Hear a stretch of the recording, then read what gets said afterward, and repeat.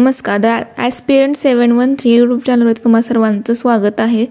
चला तर आज आपण गुणोत्तर प्रमाणबद्दल माहिती बघूया.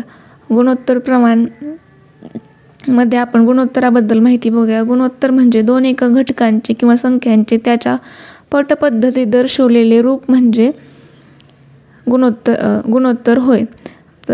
चला आपण ए आणि बी असं समजूया. त्यामध्ये A as to B is equal to A छेद बी असं ते सांगतात. तर प्रमाण म्हणजे दोन गुणोत्तरातील परस्पर सहसंबंध म्हणजेच प्रमाण होय. A as to B is equal to C as to D म्हणजेच ए छेद बी बरोबर सी छेद डी म्हणजे ए डी बरोबर बी सी हे असं प्रमाण होय. बघितलं असेल तुम्ही गुणोत्तर आणि प्रमाणबद्दल माहिती. तर चला आपण आता सगळ्यात महत्त्वाचे घटक म्हणजे जे सरळ सेवा भरती असेल किंवा MPSC असेल यामध्ये गुणोत्तर प्रमाण तर विचारतात, त्याचबरोबर त्याचे काही महत्त्वाचे घटक आहेत त्याबद्दलही विचारतात. ते म्हणजे चतुर्थ पद. तर चतुर्थ पद म्हणजे काय आपण बघूया. ए बी व सीचे चतुर्थ पद काढा. म्हणजे A as to B is equal to C as to D म्हणजे डी चतुर्थ पद मानायचं आणि ह्याच्यावरून चतुर्थ पद काढायचं. त्याचबरोबर ए बीचे तृतीय पद काढा.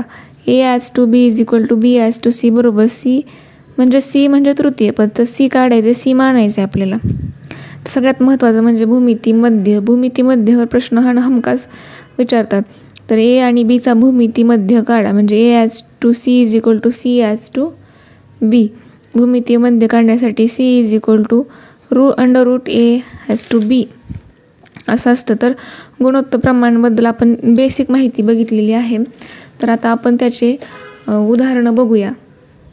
चला तर आता आपण त्याचे गुणोत्तर प्रमाणाचे काही एक्झाम्पल बघूया.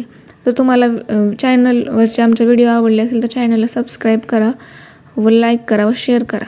चला तर आपण गुणोत्तर प्रमाणावरचे एक्झाम्पल बघूया. तर एक्झाम्पल पहिला आहे 7/18 बरोबर x छेद 144 असे असेल तर x बरोबर किती. तर इथे आपण सॉल्व्ह करूया. 7/18 बरोबर x छेद 144 हे क्रॉस गुणाकार करून 144 गुणिले 7/18 बरोबर x बरोबर 56 असं हे x बरोबर 56 असं निघालेलं आहे.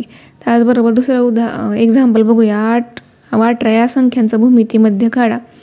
तर A as to C is equal to C as to B हे सूत्र वापरून आपण हे भूमितीमध्ये काढायचे. C is equal to under root A B असं म्हणजेच 8 गुणिले 18 is equal to under root 144 म्हणजे सी बरोबर 12. तर तिसरं एक्झाम्पल बघूया आपण. एका वर्गातील मुले व मुली यांचे गुणोत्तर प्रमाण 7/5 आहे. जर वर्गात एकूण 75 मुली आहेत तर त्या वर्गात विद्यार्थ्यांची संख्या किती. तर बघू शकता असं आपण या गणिताचं सॉल्व केलेलं आहे. त्याचं उत्तर 180 आलेलं आहे. तर हा व्हिडिओ आवडला असेल तर नक्की सबस्क्राईब करा. धन्यवाद. चॅनल सबस्क्राईब करा व लाईक करा.